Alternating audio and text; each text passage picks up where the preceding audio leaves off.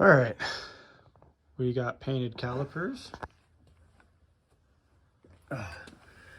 And I came into an issue, like I just painted them and I hit on my wheel, but then I couldn't remove my tire. Like I mounted everything up and beautifully like on here and I couldn't mount it. So I'm gonna remove the dust shield right there, that whole dust shield crap. I'm gonna get rid of that because it was hitting right there. It's actually hitting it quite often, so it's gonna get off. I may have to I'm gonna take the hub off. It looks like I gotta take the hub off, so that sucks. How hard is this to take off? I think it's just one nut right here. So shitty moment for me. I gotta take it off on both sides. Actually, I gotta take it off on all four sides. I might cut it off and be lazy about it because it's the good thing, it's the right thing to do. So this was a company on Amazon. It's called Omac Paint, caliper paint.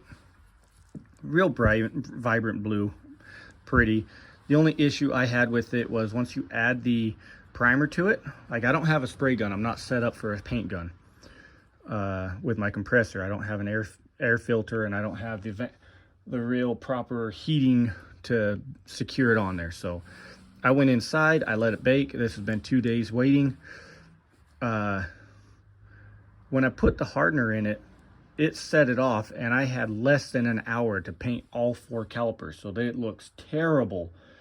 So if I can, I'm gonna order up a media blaster and and rent one or whatever, get rid of all of this and start over. I have to shave off more of this end of the caliper, more of it. Like I'm surprised I have to do even more than what I've already done.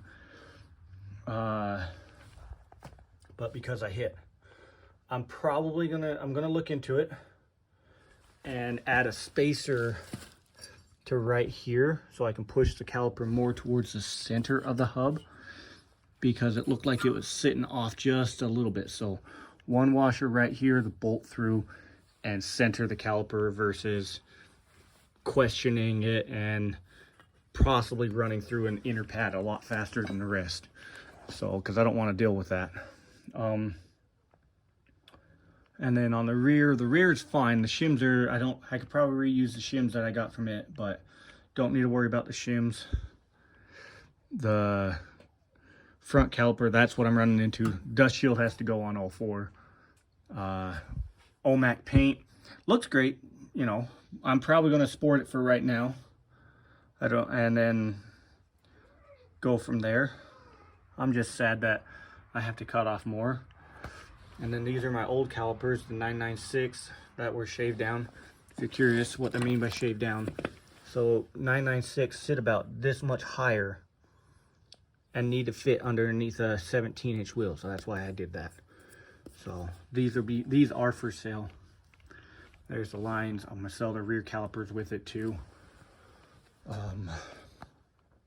And that's about it. I was just very disappointed with how quickly that paint hardened and dried. So I had to rush, and yeah, I mean, this is what the caliper looks like behind the wheel, if you're curious, if I can get it to work. Nope, I can't. Okay. Let's do this. Let's do this. It looked good. I was happy with it. Ta-da. There. Quick, easy. I'm not gonna, like I said, I do one takes. I don't do this editing crap. I'm not good at it. So get freaky.